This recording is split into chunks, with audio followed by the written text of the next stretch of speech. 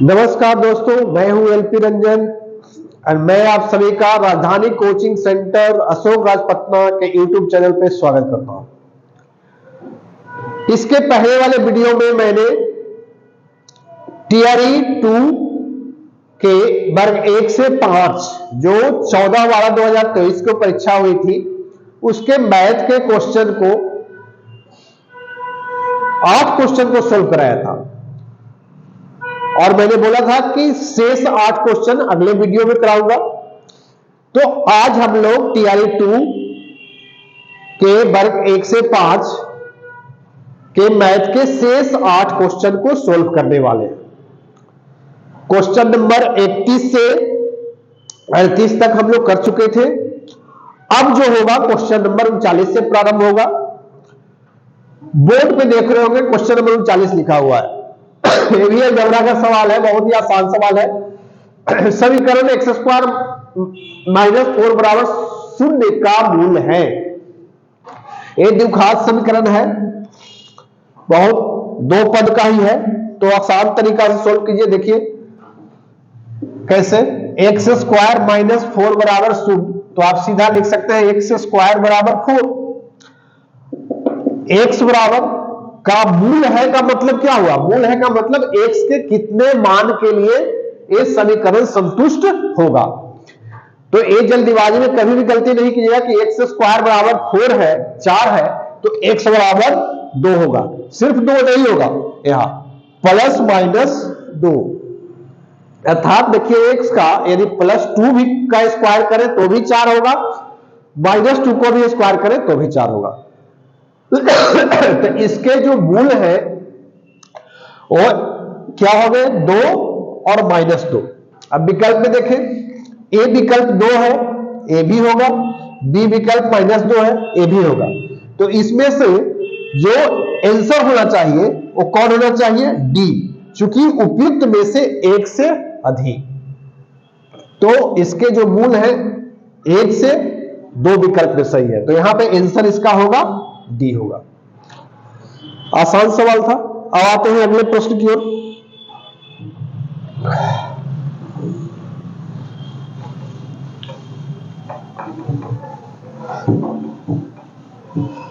सारे सवाल बेसिक है, बहुत। 40 नंबर। यहां 2 लीनियर इक्वेशन दिया है। एक दिया है 3x + y बराबर 5 और दूसरा जो है x - y बराबर 3। ये 2 लीनियर इक्वेशन हो गए, एक रैखिक समीकरण। ठीक है, अब यहां x और y का मान बताना था। पूरा क्वेश्चन को मैंने नहीं लिखा, पता है कि कैसे सोल्व करते हैं 2 लीनियर इक्वेशन। यहां सीधा दिख रहा है, जोड़ देंगे, 1 और 2 को जोड़ देंगे तो ये दोनों जुटेगा तो y y कैंसिल, चूंकि यहां प्लस है यहां माइनस है। 3x + x 4x हो गया, 5 3 8, मतलब x बराबर 2। अब x का मान समीकरण 1 में या 2 किसी भी आप रख दीजिए।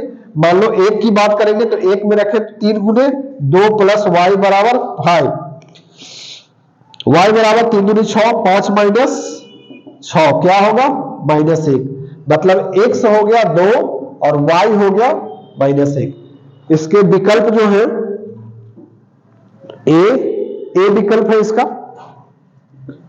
तो आप देखिएगा क्वेश्चन में इसका ए विकल्प सही होगा। अब बढ़ते हैं अगले प्रश्न की ओर। 41 नंबर।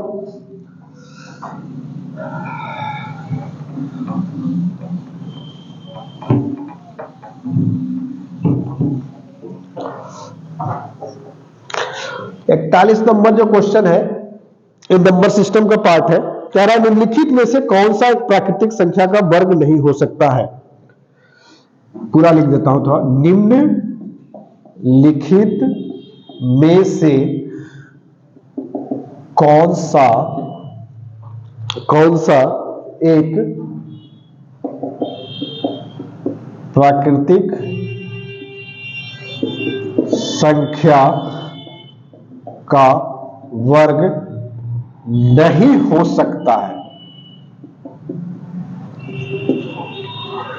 ए है 32,761, बी विकल्प है 81,225 सी विकल्प है,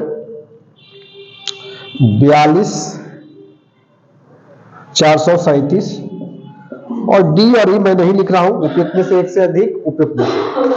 देखिए निम्नलिखित में से कौन सा एक प्राकृतिक संख्या का वर्ग नहीं हो सकता। इसी प्रश्न को आप ऐसे सोचें कि निम्नलिखित में से कौन सी संख्या जो है वो पूर्ण वर्ग संख्या नहीं है। पूर्ण वर्ग संख्या कहने का मतलब कि जिसका वर्गमूल जो हो वो इंटीजर्स नहीं है, पूर्णांक नहीं है, प्राकृतिक संख्या नहीं है, पूर्ण संख्या नहीं है। ठीक है, तो आपको बता दें कि एक नियम है, याद रखिएगा, किसी भी संख्या का यदि इकाई अंक यूनिट डिजिट 2, 3, 7 या 8 हो तो कभी भी पूर्ण वर्ग संख्या नहीं होगा। यह निश्चित है, पूर्ण वर्ग संख्या नहीं होगा।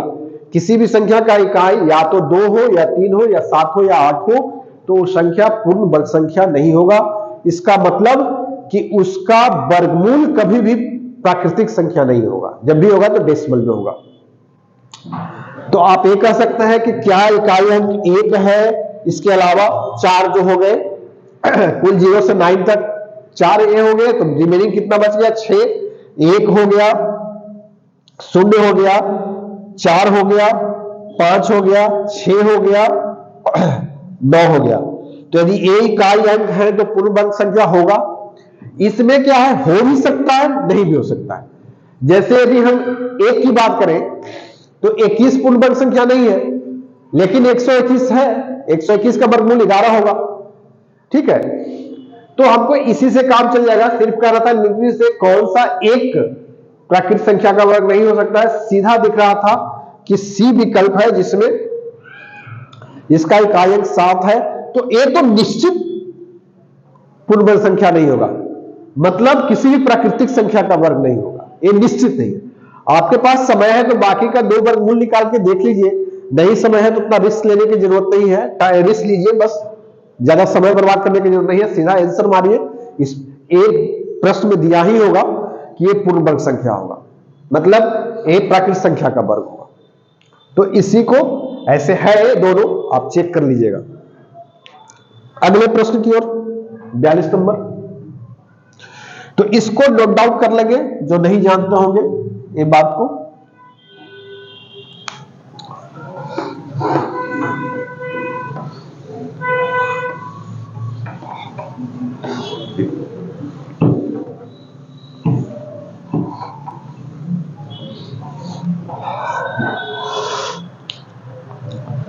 बयालीस नंबर क्या है क्वेश्चन?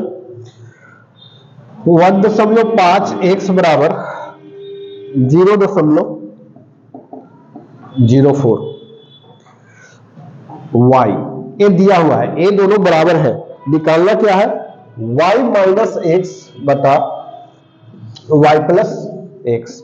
यहां भी रेशियो के रूप में है तो सीधा भी यहां भी अनुपात के रूप में x y का मान निकाल दे। x बटा y करें या y बटा x, उससे कोई फर्क नहीं पड़ेगा। मान लो x है y तो इस साइड रहेगा 0.04, ये 1.5। इसको यदि दशमलव हटाए तो 1 दशमलव से यहां 4/10 गुणे 15 है, 1 शून्य नीचे रह जाएगा तो a हो गया 4 बटा कटेगा, कट जा रहा है 2 से 2 दूनी 4, 2 पचे 10, तो 2 बटे 75, 15 पचे 75। अब सीधा x और y का, चूंकि अनुपात में कोई फर्क नहीं पड़ेगा, आप सीधा मान रख सकते हैं कि x का मान 2 रख दे और y का मान 75 यहां तो 75 माइनस 2 75, y की जगह 75 प्लस 2 तो हो गया 73 बटा 77। कोई विकल्प है इसका? बी विकल्प है इसमें, इसका उत्तर बी होगा। तो एक ढंग से रेशियो का सवाल था, आसान सवाल है। अगले सवाल की ओर।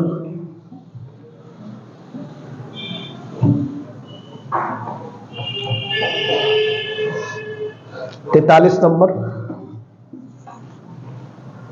सिंप्लीफिकेशन है 0.204 गुने 42 बटा 0.07 गुने 3.4। इसका मान क्या है?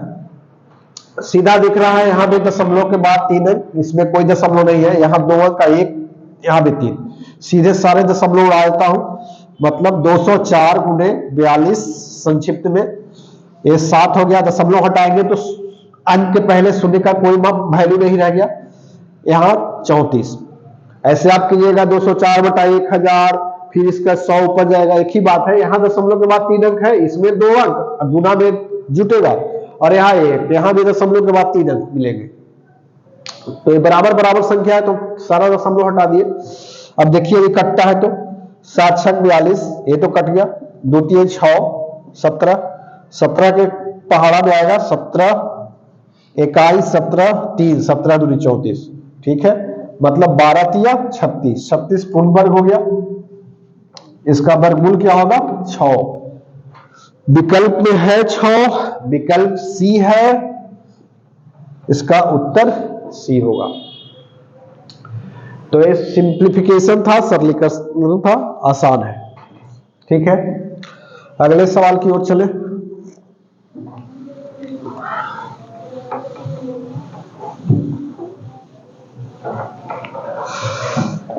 चौवालीस नंबर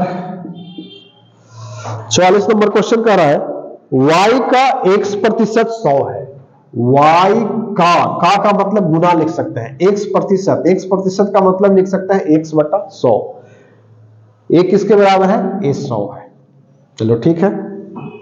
दूसरा कथन कर रहा है z का y प्रतिशत, वो क्या है 200 है, मतलब a आपका 200 के बराबर। निकालना क्या है, x एंड z के बीच संबंध, रिलेशन क्या है, अर्थात यहां से y हटना चाहिए x और z के बीच में, तो या तो यहां से y बराबर निकाल के इसमें रख दो, या यहां से इसमें रख दो, कोई में रख दो, यहां से ही y निकाल लेते हैं, y निकालेंगे तो क्या होगा 100 गुने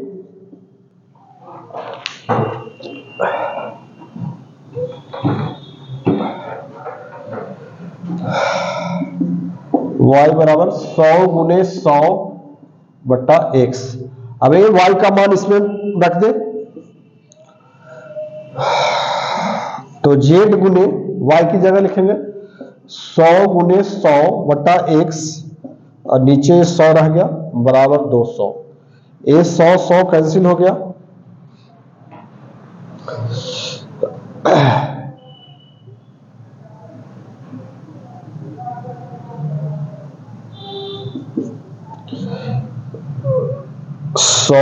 z बराबर 200 x, एक कट गया, मतलब यहां पर रिलेशन मिला z बराबर 2x, यही संबंध आएगा z और x के बीच, अर्थात विकल्प कोई है हमारा z बराबर 2x, तो a विकल्प जो है, b विकल्प इसमें दिया हुआ है z बराबर 2x, एक था z बराबर x बटे 2, एक z बराबर 2x, z बराबर 4x। तो ये भी आसान सवाल है, दो कथन दिया हुआ था, चूंकि z और x के बीच में रिलेशन निकालना था, इसलिए ये दोनों में से किसी से y का वैल्यू z या x के टर्म में निकाल के पुट कर दे, वहां से y एलिमिनेट हो जाएगा, विस्थापित करना है y को, मिटाइए इसको। अगले प्रश्न,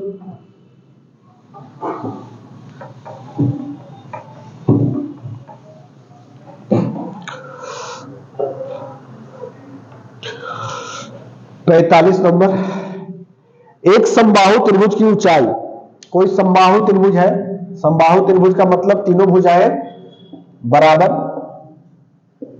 मतलब इसका भुजा ए तीनों हो, इसका ऊंचाई ए दिया हुआ है, प्रश्न में ऊंचाई दिया हुआ है कितना 10 सेंटीमीटर, ऊंचाई दिया हुआ है 10 सेंटीमीटर, निकालना क्या है इसका क्षेत्रफल, इसका एरिया निकालना है, क्षेत्रफल निकालना है।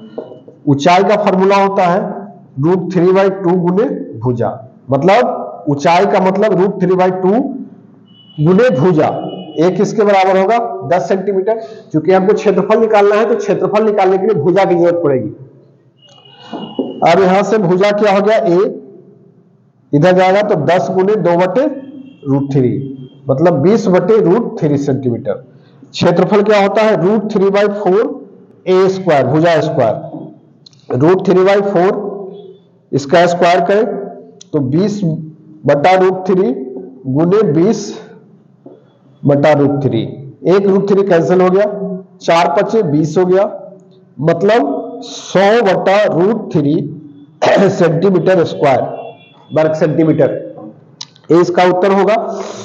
यहां भी विकल्प दिया हुआ है हमारा सी विकल्प, तो ये इसका आंसर होगा। क्षेत्रमिति का सवाल था, बेसिक सवाल,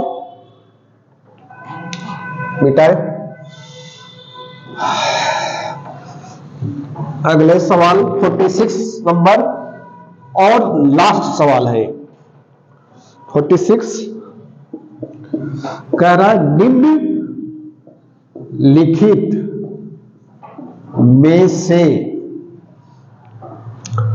कौन सा एक पद है, कौन सा एक पद है, अंग्रेजी में बोलते हैं मोनोमियल, टाइप्स ऑफ मोनोमियल पढ़िएगा बहुपद, तो उसमें एक पद दो पद इस तरह से होगा। विकल्प था 4x², b a+6c, a+6+c, बाकी डी और यो ही विकल्प उपयुक्त में से एक से अधिक, उपयुक्त में से कोई भी नहीं। एक पद सीधा नाभि इसका है, मतलब कौन सा